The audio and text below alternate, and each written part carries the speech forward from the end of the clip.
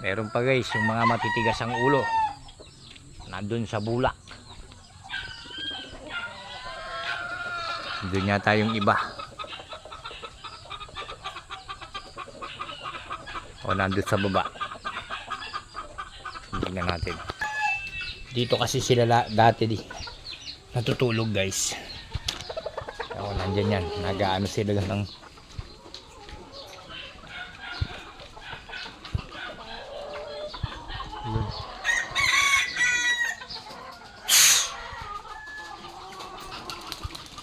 yun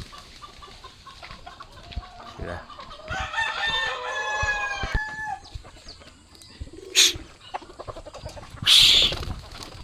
Bigat ang katawan nun.